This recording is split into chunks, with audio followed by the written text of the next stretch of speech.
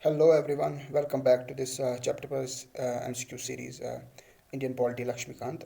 Today is the lecture first and part first, Constitutional Framework, chapter first, that is historical background. So you are watching this on the channel Chinar Speaks. So if you like the video, do subscribe to the channel. So we have already finished Indian modern history of spectrum. That is also the chapter wise MCQ series. You can watch in the playlist that's there available on our channel. Okay, let's move forward. Let's do question number one. Now question number one is who granted exclusive right of trading in India to East India Company. So पहला question हमें ये पूछता है कि किस ने इनमें से जो नीचे गए दिए गए कुछ किंग या क्वींस है एट दैट टाइम इंग्लैंड के किन्होंने इनमें से ईस्ट इंडिया कंपनी को राइट दिया था कि आप ट्रेडिंग करो, इंडिया में आप ट्रेड कर सकते हो, एक राइट एक हक दिया था कि आप ट्रेड कर सकते हो. Option A king George fifth, option B king George six, option C queen Elizabeth first, option D queen Elizabeth second.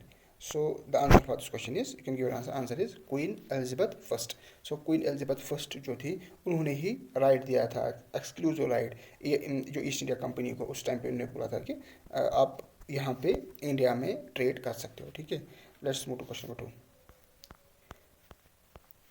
Now, question number two is the Regulating Act of 1773 provides for how many Supreme Court judges?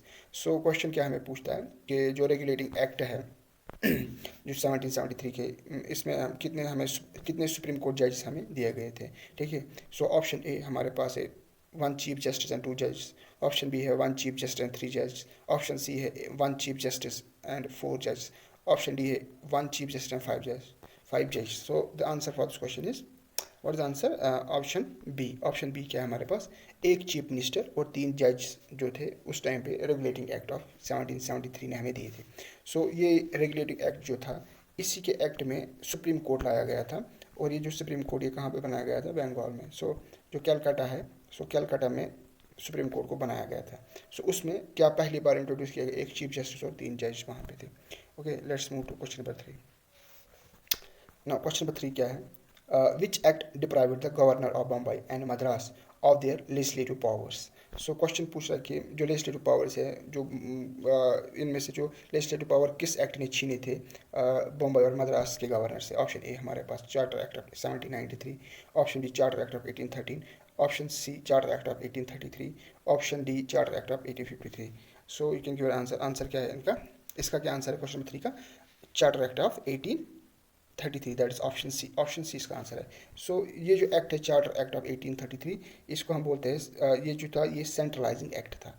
सो जो centralising act था means जो ये act था इसने central को बहुत ज़्यादा powers दिए थे, लाइक प्रोविंस से बहुत ज़्यादा पावर्स लिए थे और सेंट्रल को ज़्यादा पावर दिए थे. और सेंटर उस टाइम पे कौन था? जो कि गवर्नर था बंगाल का, बिकॉज वहीं से सब कुछ हो रहा था. वो एक कैपिटल था ब्रिटिश ईस्ट इंडिया कंपनी का, तो वहीं से सब कुछ होल्ड हो रहा था, सब कुछ वहीं से चल रहा था. तो इसलिए इसको माना जाता है, ये मोस्ट सेंट्रलाइजिंग एक्ट जो माना जाता है वो माना जाता है 1833, चार्टर एक्ट ऑफ 1833 को. ठीक है, सो ऑल्सो यहाँ पे मेंशन करूँ, ये वो एक्ट है जिसमें भी जो गवर्नर जनरल जो था बंगाल का, उसको गवर्नर जनरल ऑफ इंडिया बनाया गया था. और वो कौन था? William Bentinck. Okay, William Bentinck था. So that is what this act did. जो ये एक्ट है इसने क्या किया था वो मैं यहाँ पे आपको बता रहा हूँ. ठीक है, let's move to question number four. Question number four क्या है? The company territories in India were first time called British possessions in which of the following act. So जो कंपनी की जो टेरिटरी थी, ऐसी ने जो टेरिटरीज जो थी, जो भी उन्हें एरिया जो जीता था यहाँ पे, उनको पहली बार ब्रिटिश पोजीशंस बोला गया था. किस एक्ट में? उनको पहली बार बोला कि ये ब्रिटिश का जो एरिया है, यहाँ ब्रिटिश इंडिया का एरिया, जो मतलब वहाँ पे जो ब्रिटेन है उसका एरिया है, ये किसने किस एक्ट में यहाँ पे बोला था? Option A regulating act of 1774, option B charter act of 1833, option C charter act of 1853, option D Pitt's India act of 1784. So the answer for this question is option D. Option D क्या है? Pitt's India act. ठीक है, Pitt's India act में ये पहली बार बोला गया था कि जो कंपनी की टेरिटरी है वो ब्रिटिश पोजीशंस है, जो ब्रिटिश गवर्नमेंट की है. ठीक है, तो ये इसमें जो है वन मोर थिंग, जो पिट्स इंडिया एक्ट था इसमें क्या हुआ था? BOC बोर्ड ऑफ कंट्रोल जो है वो फॉर्म हुआ था. और आप मुझे कमेंट सेक्शन में बताएंगे ये कौन सा जो है वेदर देवियर ये कौन सा एरिया जो है संभालते थे. एक तो थे कोर्ट ऑफ डायरेक्टर्स COD, एक तो था BOD। सो COD क्या संभालता, वेदर ये क्या पॉलिटिकल जो एरिया है उसको संभालते थे, या ये जो कमर्शियल जो फंक्शंस है, कौन ये पॉलिटिकल फंक्शंस इनमें से कौन संभालता था, और कमर्शियल फंक्शन जो है वो कौन संभालता था इनमें, आप मुझे वो कमेंट सेक्शन में बोलेंगे, ठीक है। Let's move to question number 5। Now question number 5 is who introduced portfolio system. So यहाँ पे दिया गया है कि जो पोर्टफोलियो सिस्टम है वो किसने लाया था। इनमें से ऑप्शन ए है लॉर्ड कैनिंग, ऑप्शन बी है लॉर्ड कर्जन, ऑप्शन सी है लॉर्ड वेलेस्ली, ऑप्शन डी है Lord Dalhousie. So you can give an answer. Answer हमारे पास है Lord Canning, option A. Portfolio system जो है वो लॉर्ड कैनिंग ने इंट्रोड्यूस किया था, ठीक है। तो option A lord Canning. Let's move to question number 6। Now, question number 6 is which act abolished diarchy in provinces and adoption of it at central level।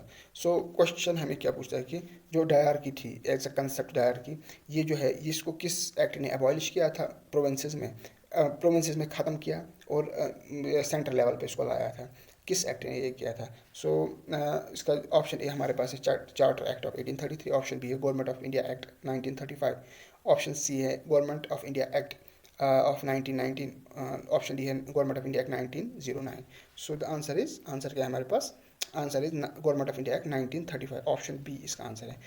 जो यहाँ पे जो डायरकी जो थी इसको जो पहले सेंटर में तो 1935 में इसको अडॉप्ट किया गया था, लेकिन गवर्नमेंट ऑफ इंडिया एक्ट 19, लेकिन इसको जो है जो प्रोविंसेस में इसको इंट्रोड्यूस किया गया था 1919 एक्ट जो था गवर्नमेंट ऑफ इंडिया एक्ट 1919 में। सो यहाँ पे गवर्नमेंट ऑफ इंडिया एक्ट 1919 में इसको इंट्रोड्यूस किया गया था, लेकिन अबॉलिश फिर किया गया था प्रोविंसेस में 1935 में, और उसके बाद इसको अडॉप्ट किया गया था सेंट्रल लेवल पे। वो कब किया गया था, 1935 एक्ट के अंदर, okay. Let's move to question number 7। Now question number 7 is who was the law minister interim government of 1947। जो लॉ मिनिस्टर थे इंटरिम गवर्नमेंट में, सो आपको पता होगा क्या कि जो इस जो इंडिपेंडेंस से पहले इंटरिम गवर्नमेंट बन गई थी, जिसका जो हेड था उस टाइम पे, जिसको जो हेड करा था इंडियन गवर्नमेंट, वो जवाहरलाल नेहरू जी थे। लेकिन उनमें से जो बहुत सारे पोर्टफोलियोज दिए गए थे, उनमें से लॉ मिनिस्टर का जो पोर्टफोलियो है वो किसको दिया गया था। ऑप्शन ए क्या है, Jogindra Nath Mandal, option B BR Ambedkar, option C Asif Ali, option D Rajendra Nath Prasad. So आप answer is Joginder Nath Mandal, option A इसका आंसर है, ठीक है। लॉ मिनिस्टर जो इंडियन गवर्नमेंट में थे वो जोगिंदर नाथ मंडल थे, okay. One more thing is you will tell me in comments कि ये जो थे जोगिंदर नाथ मंडल जी, ये किस पॉलिटिकल पार्टी से जो है ताल्लुक़ रखते थे। वी कैन से दैट किस पॉलिटिकल पार्टी से जो आते थे, ओके। मैं एक चीज़ यहाँ पे कंफर्म करूँगा, कांग्रेस से ये नहीं थे, ओके। यू कैन गेस, बहुत सारी और पॉलिटिकल पार्टी थी, ये किस पॉलिटिकल पार्टी से आते थे, you can write in the comments, okay. Let's move to question number 8। Which act separated central and provincial budget first time. So option 8 हमें ये बोलता है कि किस एक्ट ने जो सेंट्रल और provincial budget, so separation of budget को, दैट मीन्स कि सेंटर एक अलग बजट निकालेगी और जो प्रोविंसेस है वो अलग बजट निकालेगी, ये किस एक्ट ने दिया था। Option A charter act of 1833, option B government India 35, government of India act 1919, so option D government of India act जो है 1909। सो पहली बार जो ये किया था वो था जो सेपरेशन ऑफ बजट, प्रोविंस अपना बजट निकाल रहे हैं, जो सेंटर वो अपना बजट निकालेंगे, तो ये गवर्नमेंट ऑफ इंडिया एक्ट जो है 1919 में पहली बार हुआ था, okay. Let's move to question number 9।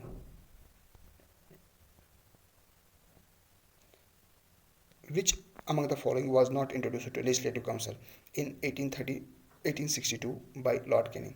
सो इनमें से हमें देखना है कि जो वो कौन से शख्स नहीं थे जिनको लेजिस्लेटिव काउंसिल में नहीं जगह दी गई थी 1862 में जब लॉर्ड कैनिंग ने। So you must be knowing that, जो आपको पता होगा कि जो 3 इंडियंस को पहली बार लेजिस्लेटिव काउंसिल में एंट्री मिली थी, सो वो लॉर्ड कैनिंग ने ही दी थी।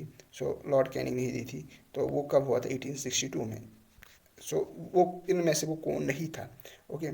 सो ऑप्शन क्या है, option A Nawab Awadh, option B Raja Banaras, option C sir Dinkar Rao, option D Maharaja Patiala. So the answer for this question is Nawab Awadh. Nawab Awadh नहीं थे, वाइल जो ये 3 थे, राजा बनारस, सर दिनकर राव और महाराजा पटियाला, इन तीनों को जो फर्स्ट टाइम लेजिस्लेटिव काउंसिल में एंट्री मिली थी इंडियंस को, वो ये 3 थे, और वो किसने दी थी, लॉर्ड कैनिंग ने 1862 में। Let's move to question number 10। Question number 10 sorry is question number 10 is who was the first health minister of India. जो हेल्थ मिनिस्टर थे पहले इंडिया के, ये जो है ये इंटरिम गवर्नमेंट के नहीं है, बल्कि जो यहाँ पे आज़ादी के बाद जो गवर्नमेंट जो बनाई गई थी उस टाइम पे इंडिपेंडेंस के बाद, उसमें जो पहले हेल्थ मिनिस्टर थी वो कौन थी इंडिया की? ओके, ऑप्शन क्या है?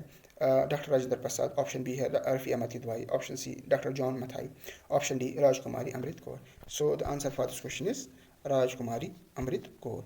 सो हेल्थ मिनिस्टर जो थी पहली वो कौन थी? राजकुमारी Amrit Kaur. So let's move forward. Okay, this was the last question of today's lecture. I hope you have enjoyed this session. Let's let's meet in next next video and next chapter. Okay, thank you.